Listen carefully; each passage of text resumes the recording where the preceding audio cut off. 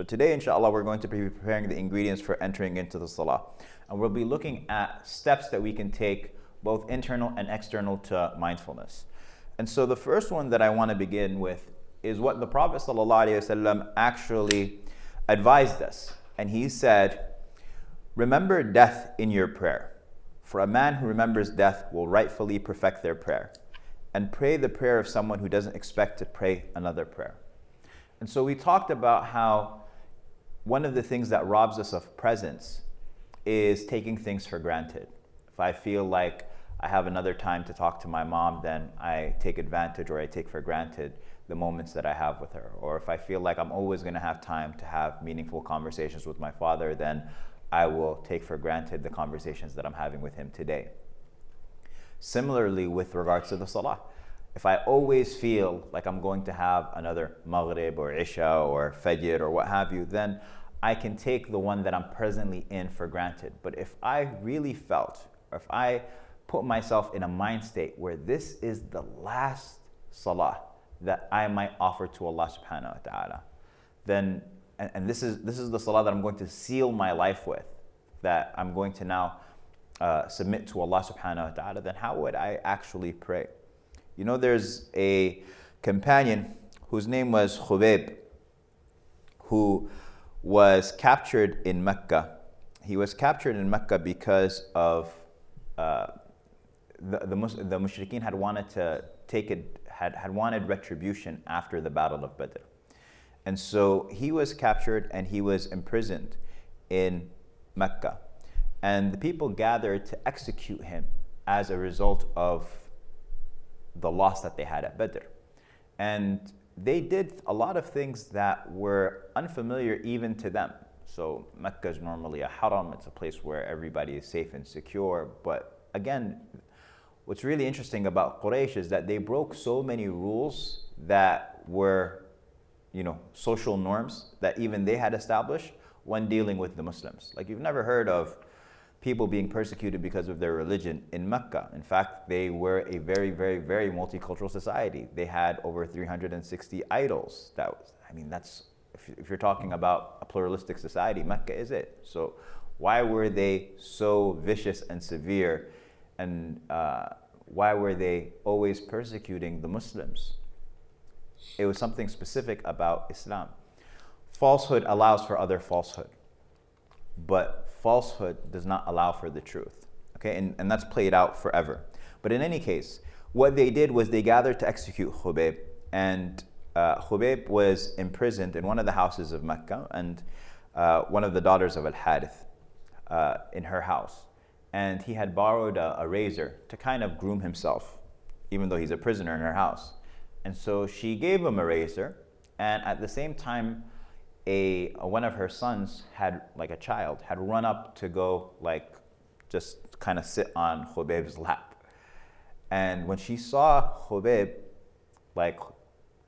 holding her child, and he's got a razor in his hand, she panicked. And then Khubayb, he smiled at her and he said to her, do you think that I would harm your child? And he said, no harm is going to come to him, inshallah. And a couple of days he was staying in her house. And she said, I would see him eating from grapes, fruits that were unknown or fruits that were not available, right? Because they have different seasons and different access as far as fruits go, particular wintertime, summertime, all of that type of stuff. And she was like, I would see these grapes with him and I would have no idea where he would get them from. But in any case, Khubayb was then, eventually he was gathered around him by a gang. And this is all reported by Al-Bukhari. She says, when they took him outside the sanctuary of Mecca, so they took him outside of the sanctuary to kill him, because Mecca is still a sanctuary. Khubayb requested that they allow him to offer 2 rak'ahs. And they gave him permission. But even before that, the crowd was so incensed, they said to him, Khubayb, would you rather that, you're being killed here, would you rather that Muhammad be here in your place? And then Khubayb said, I would not rather that Rasulullah sallallahu alaihi wasallam be pricked by a thorn while I am safe amongst my family. Forget would I love for the Prophet sallallahu alaihi wasallam to be in my place. I wouldn't want for the Prophet sallallahu alaihi wasallam to experience even the pricking of a thorn. They're trying to break him mentally. They're trying to get some sort of points because he's not he's not allowing them, he's not giving them anything. He's not giving them any sort of emotional fodder. He's not giving them any sort of any way to be victorious other than necessarily killing him. And so Khubayb, he requested them to allow him to offer 2 rak'ahs of prayer, and they gave him permission. And then he said, had I not feared that you would think that I was afraid of being executed, I would have prolonged the prayer. Oh Allah. And then he made dua against all of them. This actually terrified the mushrikeen. And some people actually ended up accepting Islam because of that image of Khubayb in that moment in Mecca. And he was crucified. He was crucified, and the Arabs did not normally crucify. But again, they're breaking a lot of their social norms, or they're introducing things that were not customarily known to them because of how incensed they were by the Muslims. And so Khubayb set the tradition for any Muslim sentenced to death in captivity to offer a 2 rak'ah prayer before being executed. And Khubayb then was killed. But the question that I want to ask you is basically, Khubayb, when he's praying these 2 rak'ahs and he's got this jeering crowd, and he knows that this is the last offering that he's going to give to Allah subhanahu wa ta'ala. Like, this is the salah of a person who's bidding farewell. This is a person who is the salah of a person who is separating himself from the dunya. Shaykh Sulaiman Hani told me a story once. He told me of an advice that he was given by a man who was an elderly man in his community, but this man had been diagnosed with late-stage cancer, and they had told him that he had a number of months to live. And this man, he lived close to the masjid, and he was one of the people who used to open the doors of the masjid, and he would make adhan at times.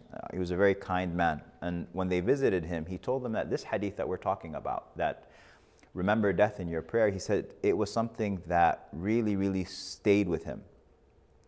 And this hadith in particular touched him because he felt like he was living it not just with salah, but with everything else. Like when he would pray, now that he'd been diagnosed, he would pray like this was his final prayer. Anytime that he would have a conversation with his family or with his son or with his spouse, he would have that conversation like, this is the last time I'm speaking to my son. This is the last time I'm speaking to my family members.